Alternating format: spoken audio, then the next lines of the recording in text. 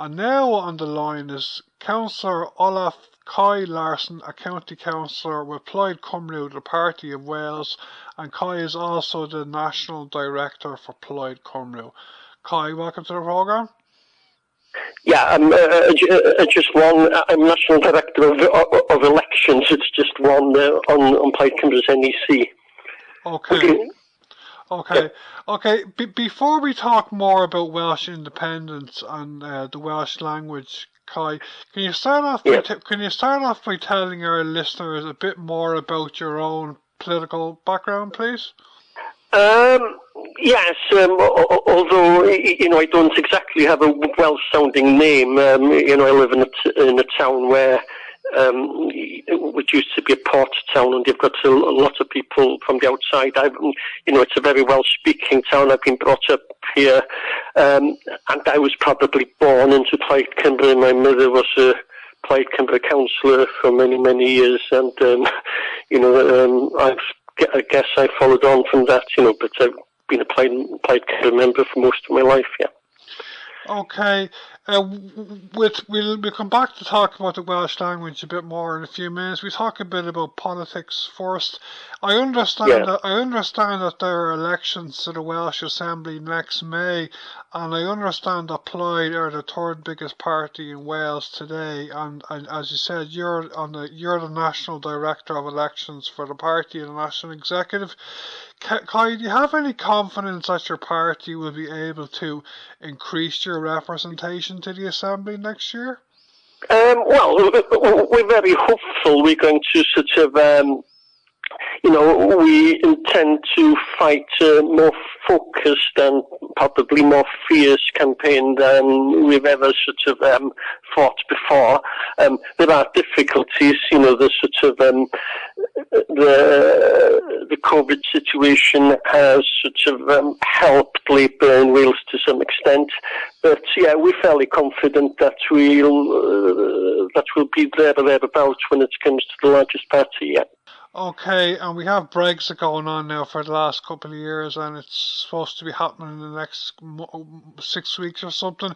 How do you in Plaid Cymru view Brexit? Okay, Cai. Plaid Cymru is extremely anti-Brexit, and most of our supporters would be anti-Brexit as well. In Wales, sort of identity and politics go very closely together, and people with a sole Welsh identity, people just see themselves as Welsh. They tend to vote for us, but they're also very, very anti-Brexit, and Plaid Cymru has been opposed to Brexit throughout, and if we could stop it today, we would. Okay, what do you and your party make of all the moves in Northern Ireland and Scotland to try to win independence? Well, we don't have such a close relationship with Northern Ireland parties, although Mary Lou MacDonald did speak in our national conference last year. But there's always been a very close relationship between Plaid Cymru and the SNP. To some extent, they're sort of sister parties, and they've got sort of very similar politics. And, there is a pattern. What happens in Scotland tends to be reflected in Wales, but in a sort of slightly weaker way. But, there's definitely a relationship. The SNP and Plaid Cymru are very similar parties. Yeah. How many MPs to the House of Commons do you have, Cai? We have 4. 4, okay. I wasn't planning to ask you that. It just came into my head a second ago. We could maybe talk a bit about Welsh language. I understand that you were a native and fluent Welsh speaker. Can you tell me a bit about the status of the Welsh language in Wales today, and about what your party believes and advocates about the language? If you want figures, according to the 2011 census, you probably had I think 562,000 Welsh speakers, which is just shy of 20%. There is an annual population survey which comes up with a far higher figure. It comes up with about 866,000, or 28% of the population. I don't know, nobody really knows why you've got the discrepancy. But Welsh is sort of widely spoken, especially in the sort of western half of the country, but you'd also have, quite a lot of Welsh speakers in parts of the southeast where the language had, to all intents and purposes, died. But, for example, according to the annual population survey, you've got 90,000 Welsh speakers in Cardiff, which is more or less than in any of the of the western counties. There are pressures facing the Welsh language, notably from inward migration from England. About 20% of the Welsh population has been born in England, and you've got inward migration to rural areas. But there's also lots going for the Welsh language as well. From what I know of the Irish language, far more people speak Welsh on a daily basis than speak Irish on a daily basis. And you mentioned there immigration from England, and I understand that's been happening for centuries. It could have increased. I don't know recently. I don't know, but is that probably the main reason why Labour and the Conservative Party in Wales are a bigger party than yourselves? Because traditionally there's always been an influx of people coming in from England? No, I think that might be true of the Conservative Party, but in general, Wales is a small country, but it's sort of quite complicated. Sort of border areas are different from other areas, for example. But in general, Welsh Labour get their votes from people with a Welsh identity. A lot of Labour people would also be supportive of independence, which is sort of odd, but it's the case. But with Tories, the Tory party tends to draw its support from people with an English or British identity. Is there any hope then, you mentioned Labour there, is there any hope of Labour, or are there any Labour politicians who believe in independence for Wales?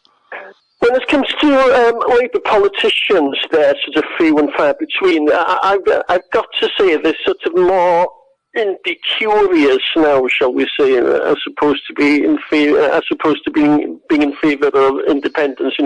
With sort of Brexit, it's sort of a lot of Labour politicians would be anti-Brexit, and it sort of soured the relationship with Westminster for them.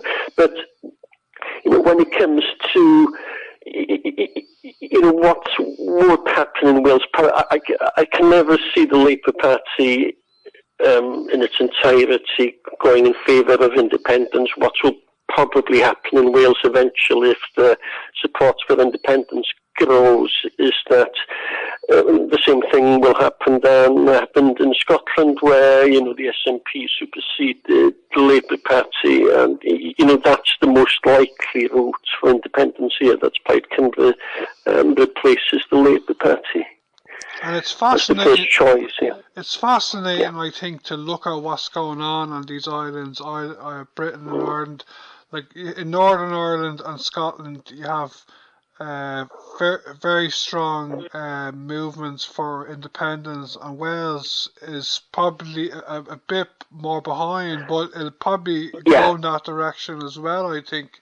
If Scotland leave the UK and Ireland get united, I don't know if it's going to be much of a United Kingdom just between England and Wales, No, at the very least, the relationship between England and Wales would have to change drastically, because we have a population of 3 million, they're a population of over 50 million. But, there is evidence, that the support for independence is growing in Wales. polls at the moment, when you get the straight question, do you think Wales should be an independent country? Roughly 33% of the population, of the respondents, say yes nowadays. If you go back to this time last year, it was just sort of 22%. COVID's oddly made a difference here.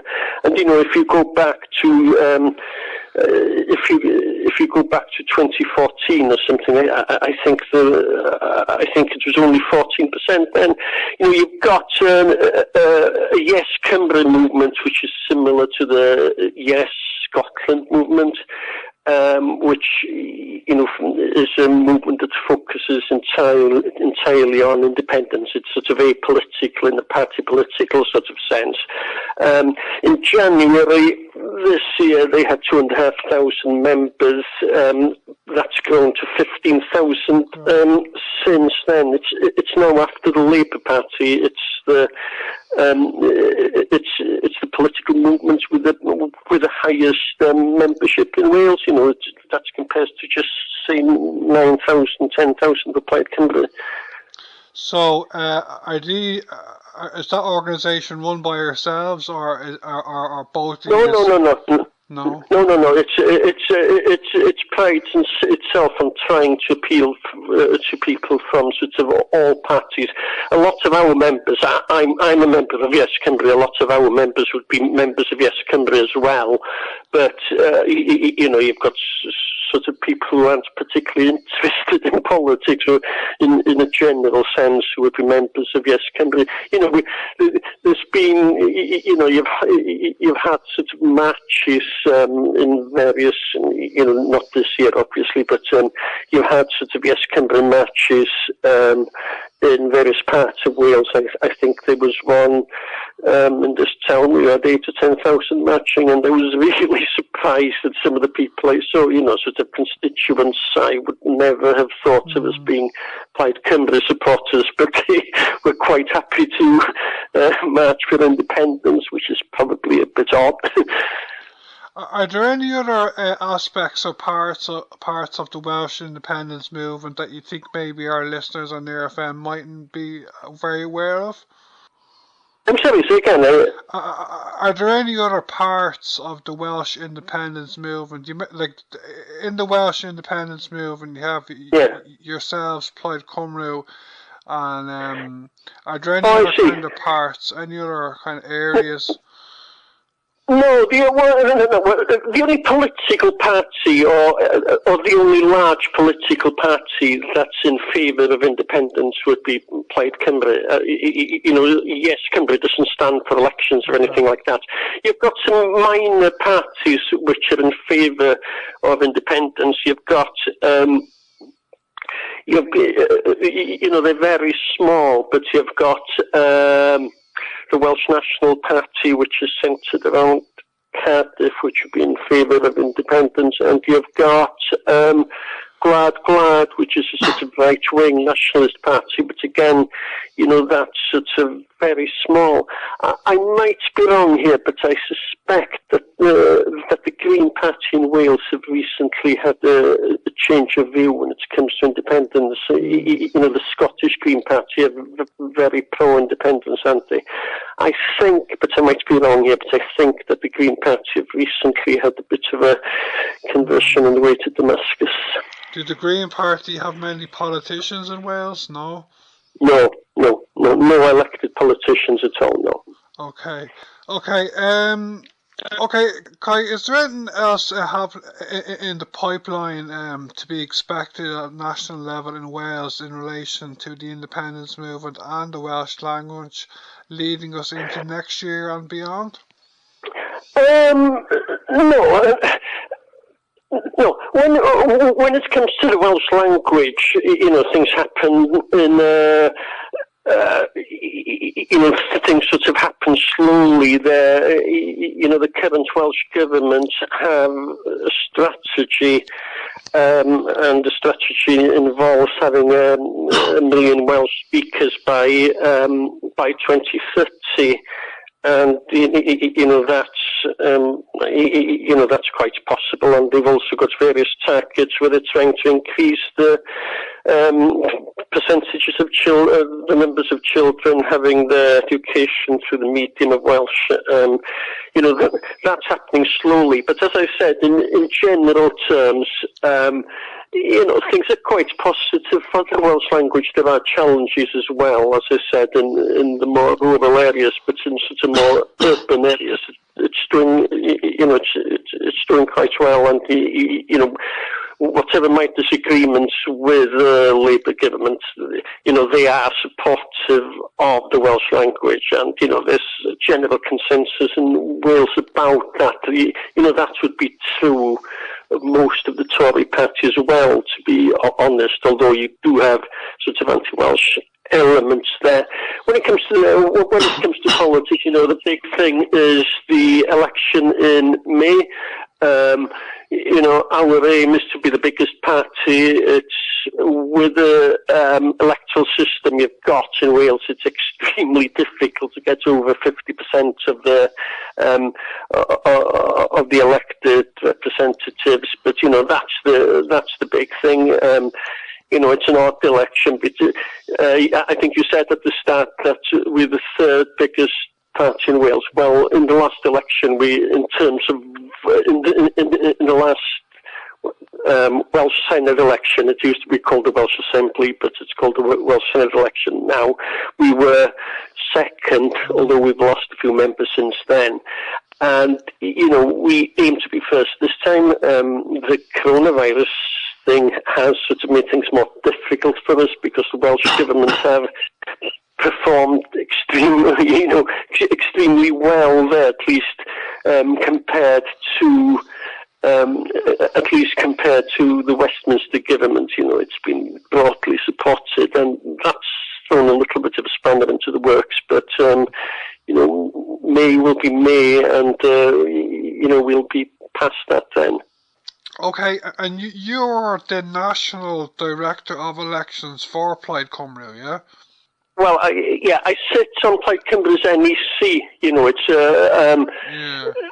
I don't remember what you call them in Ireland. Well, a lot of the parties call them the Ard Quarla. Yeah. It's the Ard Quarla. Yeah, it's the same thing, and you're sort of elected onto it every 2 years, and I've been doing the Director of Election thing for a few years now. Yeah. It's a very responsible position to have, isn't it? Yes, but there's a lot of support around it as well. Because Plaid Cymru is sort of focused on campaigning. There's more of an infrastructure to work for than if you're sort of director of something else, sort of equalities or whatever. Yeah. And just talk a bit more about the Welsh language. I've been in Wales a few times. Most of the time I've been there is just going through Holyhead and on the train to Wolverhampton or England. I think in Ireland that most Irish speakers when it comes to speaking Irish, they have an inferiority complex about the language. I think a lot of Irish speakers have a kind of, I don't know if this is the right term, but bipolar kind of attitude. Irish, they're either extremely confident or they're extremely pessimistic. Am I right in saying that in Wales that you don't have that kind of inferiority complex? No. No. Look, there is a relationship between status and how the Welsh language does. I reckon, without knowing too much about the Irish language, I suspect that Welsh has always had a higher status in Wales than the Irish did in Ireland. The Bible was translated into Welsh in Elizabethan times.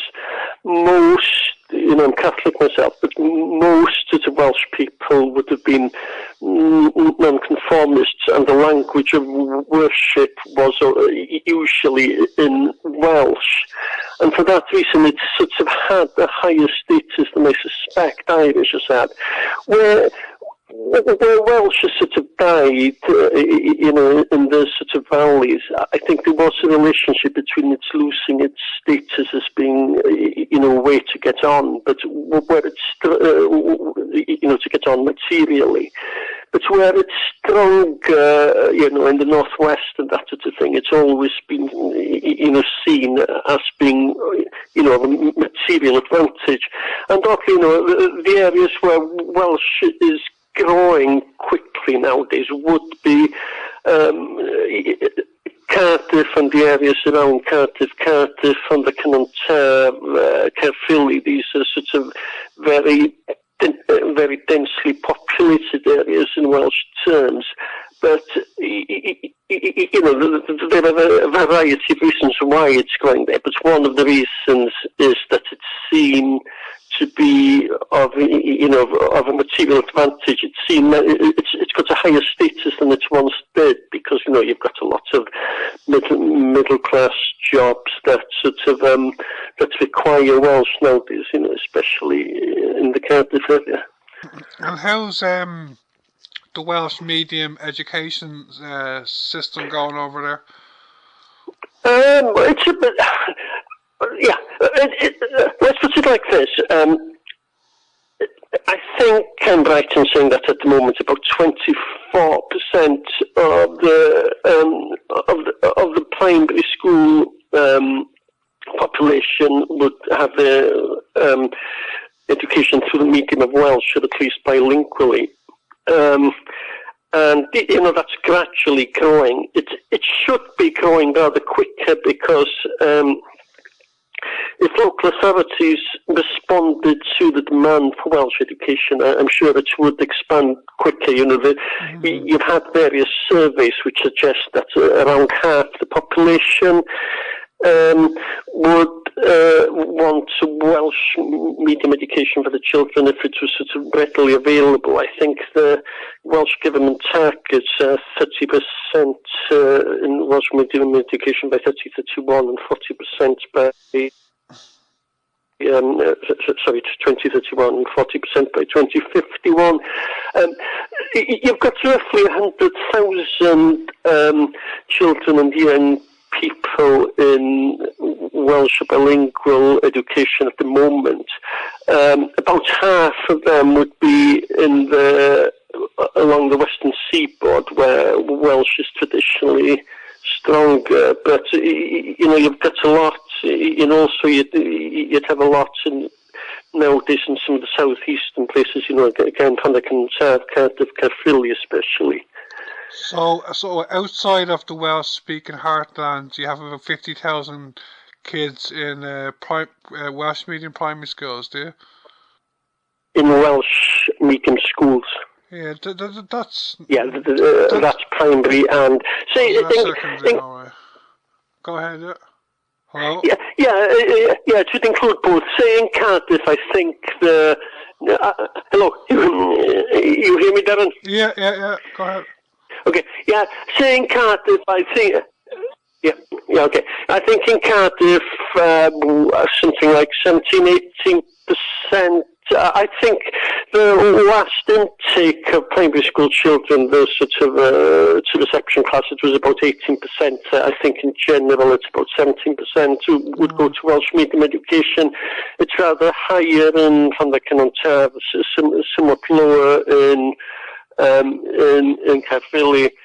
In Gwynedd, where I live, virtually everybody has at least his primary education for the medium of Welsh, and most people would have the secondary education bilingually as well. You've got in more anglicised parts of the countries, you've got sort of designated Welsh schools, in Welsh medium schools, in Welsh-speaking Wales. Depends where you are, but they all tend to be Welsh medium, or bilingual, You mentioned there a big difference between Irish and Welsh historically. But it depends where you are, Yeah. You mentioned the big difference is that for a couple of centuries there were the churches still did their services through Welsh, whereas in Ireland the Catholic Church was extremely powerful for centuries in Ireland, and I think most of the church worked through English, if it had been different, if the church had worked in Irish-speaking areas through Irish, I think it'd be a lot different. Yeah, I think it isn't just the language of the services, because for a lot of people, not recently, but if you go back 100 years or whatever, much of their social lives would have been based around chapels. And you didn't just have a service on Sunday; you'd have something going on in the chapels every night, more or less. It was they were a sort of social centres as much as they were religious centres. And in much of the country, not everywhere, but in much of the countries, that happened through the medium of Welsh. Which gave some sort of infrastructure, social infrastructure for the language. Yeah? It's very interesting, I think, to hear about how Welsh is going in Wales, because, like, as an Irish person, like, living in Dublin, like, Wales is not very far from Ireland, and I've been in Wales, and it's interesting, very interesting, that Wales is so close to England, even closer than we are in Ireland, and the Welsh language is still stronger, even though Ireland is further away. I think it's kind of incredible. I think it is sort of odd. It isn't just that. If you go to the border areas,